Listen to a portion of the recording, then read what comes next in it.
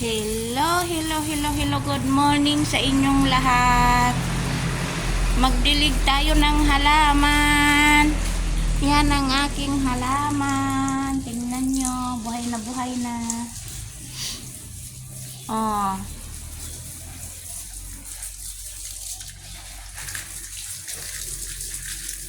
Yung iba kinakamot ng pusa, tinataian. Kaya yaan, linalagyan ko ng pangharang para hindi mataian. Ang baho-baho ng tayo ng pusa. Oh. Kumusta na kayo? Okay lang kayo, mga aking kapatid dyan? Kumusta na kayo? Kumusta na lahat kayo dyan sa Pilipinas? Nandito ang inyong kapatid, nagdidilig ng mga halaman. Oh, nakita nyo na.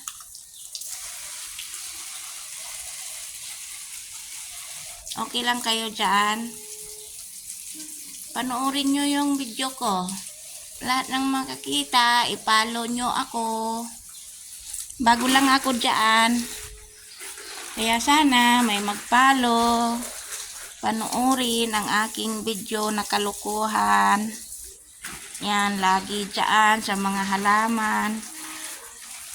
Yan, para hindi tayo pagalitan ng ating mga amo. Kasi pag hindi natin yan didiligan, mamamatay, magalit ang ating amo. Binibili niyang halaman niya.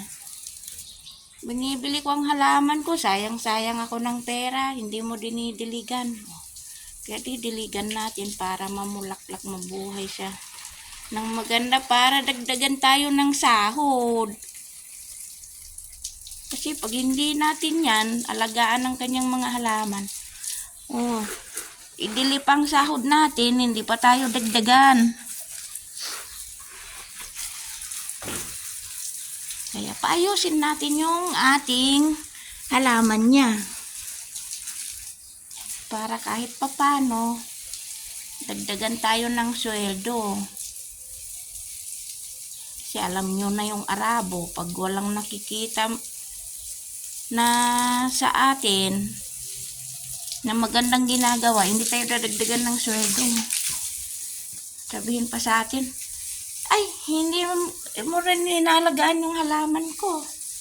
Yung samantala, yung trabaho ko ng trabaho, alaga ka ng aso niya, paihi sa labas, patae, o tapos hindi ka rin dadagdagan ng sweldo. Kaya ganyan ang mga Arabo. Nyo, ang itsura ko, nakabot pa ako, oh. Nakabutas yan ako kasi malamig ang tubig, nanginginig ako.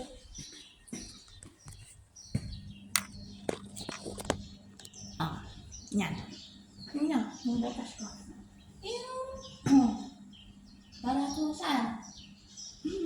Sa gubat. Hanggang dito na lang. Bukas ulit.